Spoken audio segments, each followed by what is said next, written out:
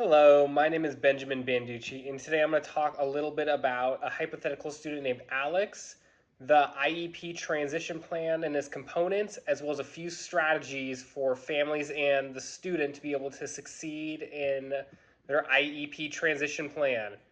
So the first part is, I'm going to explain the parts of the transition plan. The first part we have is the part that identifies students' strengths, interests, and preferences.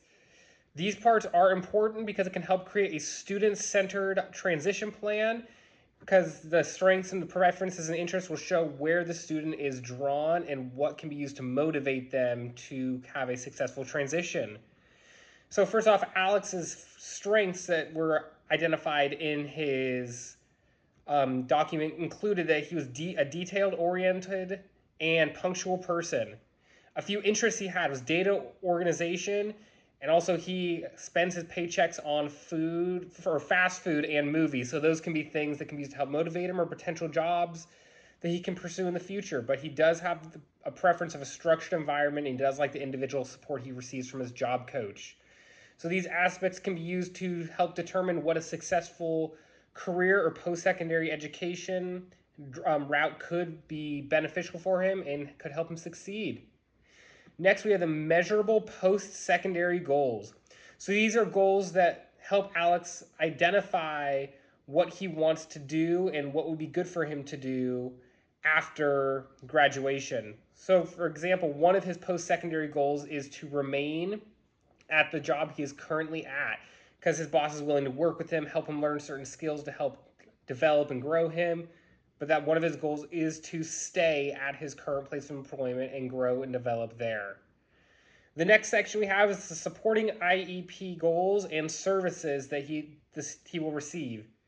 This area shows the IEP goals and other services that can help prepare a student for transition. So the goals coincide with the transition plan and ultimately try to set the student up for success after they graduate. So it helps work towards either employment goals or post-secondary education goals. One service that Alex is receiving that aligns with his goals, according to the document that I filled out, is that he is going to receive assistance with communication with a speech therapist and his school counselor to work on self-advocacy skills and speaking clearly. This can also be done with his job coach who can measure the data while he's on the job observing or working with Alex. Also, I'm going to identify two strategies that can help promote a successful transition for Alex. So first, the job coaching and on-the-job support. Alex has a tendency to not withhold issues or concerns from his boss and communicates them to his job coach when he comes and visits. In order to help Alex with this, I think it'd be beneficial to a strategy would be gradually reduce the time the job coach spends there and introduce maybe another individual from a third-party agency to help support him while he's on the job. This will help this will force Alex to communicate more with his boss rather than his job coach, and just again help fill that communication gap that will just help him succeed in the future because his job coach won't always be there. So putting him in a situation where he can receive the job support but also have to communicate with his boss would be beneficial.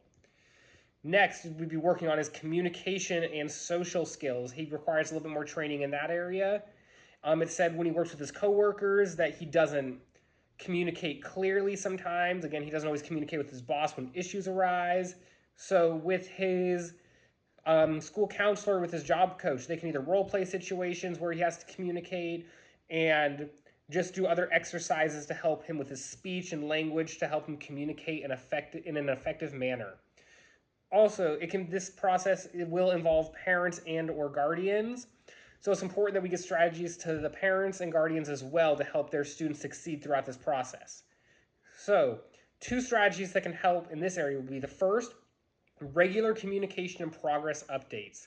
Establishing regular communication with Alex's parents and just helping communicate the progress he's currently making at school and in the work field will benefit his parents because they will know how to support him at home and or on the job. This can be done through phone calls, emails, meetings. The job coach or teachers can meet with his parents to help just communicate their expectations and how he's been performing, and they can also just share any strengths or any concerns they have that they can work with Alex with to help prepare him for the job field after graduation. Finally, one of the other way can be parent training and involvement in the job preparation. So providing Alex's parents with support in his transition to the workforce through just any kinds of trainings to help reinforce skills that need to be developed in the home could be beneficial for Alex, because Alex will be navigating a lot of changes and his parents will be navigating these changes alongside with him. So it is important that his parents know strategies to help him succeed in the workforce after his job coach is no longer there, and also strategies to help him navigate any challenges that arise at work, because that support from the family could be the difference between success and failure when it comes to Alex transitioning into the workforce. So in this video, we covered Alex's transition plan, the components of it, as well as a few strategies for him, the school, and his parents. Thank you for watching, and I hope that was informative.